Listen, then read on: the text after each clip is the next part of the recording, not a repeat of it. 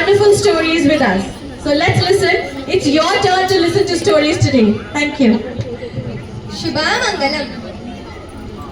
Shubhamangalam. Welcome to Celebrate Life program. My name is Megha Vardhini from 7th standard. Today I would like to speak on happiness does not depend on external things.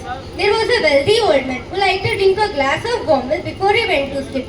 And every night his servant prepared some milk and served it to the old man in his bedroom.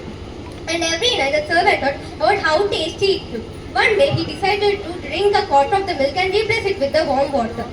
When the old man drank the milk, he thought to himself, something is wrong. This tastes watery. Maybe my servant is tricking me. So the old man hired a second servant to keep an eye on the first servant. In the evening, as was now his custom, the first servant prepared the milk and took out a quarter for himself. The second servant saw this. He said, what about me? The boss hired me to keep an eye on you, but I won't say anything if you give me a quarter of the milk too. That night, the old man's milk tasted even worse. So he had another servant to keep an eye on the first two. When the old man drank the milk, he thought to himself, this is also not wrong. This is also not good. So he had another servant and to keep an eye on the first two. When the two servants took their shape, the third servant said, what about me? I'll keep quiet if you give me a quarter of the milk too. That night, the old man's milk tasted even worse. The old man's milk was 3/4 warm water and 1/4 milk. So the old man was angry and he hired one more servant and gave him strict orders to watch over the other three. When the three servants took their quarter, the fourth servant said, what about me? But the other said, if you take a quarter, there won't be any left for the old man. And the fourth servant said, don't worry, I have an idea. That night, the old man waited in his bed, but his milk never came. Eventually, he fell asleep. So then the fourth servant stepped into his room and took some foam from the bottom of the empty glass of milk and gently put it around the old man's mouth. When the old man woke up in the morning, he was furious and he called all the four servants. I'm paying the four of you to bring me a glass of warm milk before bed. And you're stealing my milk. You never brought my milk last night. We did bring your milk, sir, said the servants. Believe us, go, take a look in the mirror. So the old man went into the bathroom and looked in the mirror. Sure enough, there was foam around his mouth. So the man thought, maybe I did drink my milk last night. Real happiness and gratitude are feelings that well up from within. They are not dependent on external things such as belonging to a successful company or owning a lovely house. Having such things is fine, but happiness and gratitude don't follow a formula. Don't be like the old man in the story and fall for an external package. And when the gratitude can be felt inside us, we know it's real and we know it's precious to us. When we are touched by something, it connects us with the feeling of gratitude. When we can feel gratitude, it allows us to feel compassion and for life. When we have that passion within us, it allows us to feel compassion and growth. These things can be experienced and they can become familiar to us. Thank you. Shubha Mangala, welcome to Celebrate Life program. Myself Megha Vardhini.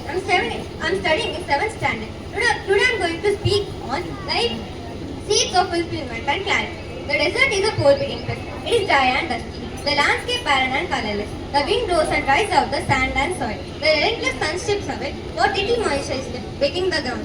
However, just below the surface are countless seeds waiting for a chance to grow, waiting for the rain. Sometimes 10 years can pass without the drop. No sign of rain to come, no guarantee that it will ever arrive. In such circumstances, it can't be easy to keep hope alive and wait patiently. But those seeds never give up. They wait in a state of readiness so that as soon as the rain arrives, they are prepared and they can sprout. One day the clouds begin to gather and those seeds that have been waiting such a long time start to come to life. With every bit of energy they have, they begin to sprout and grow. We also have seeds patiently waiting for a chance, waiting for the rain of clarity. If we make the decision and start to act on it, then within us those dormant seeds will bring forth the splendor. Thank you. Shubhamangalam. Welcome to Celebrate. Myself Rachna, studying from 7th standard. Today I am going to say about life. What are you living for? For the yesterday that will never return or for the tomorrow that will never arrive? The only place you can be is the moment called now. Live this moment. We often hear that life is a gift. Sometimes we struggle to see it that way. We hear that life is precious. But in our busy routine of everyday life, we often forget. Every day the alarm clock goes off and our routine begins. In our minds we know that what we need to do. I must go to the bus stop, I must get to the train, I must get to my office on time. all this must that we place in front of life itself. Some people are in a hurry, faster, faster. Why are you hurrying? Don't you know what is waiting at the end of this journey? Time is an interesting thing. Sometimes it goes by slowly, sometimes it goes by quickly, but it doesn't let you go any slower than it or any faster. You are caught on this little boat and it makes its passage down this river in its own time. The purpose of this life is not to get to the end. It is not. It is to feel what is within. It is to enjoy every fraction of moment. Live this moment, every moment. Thank you. Very well spoken, girls. So, this one's milk story. I'm sure we will not hide.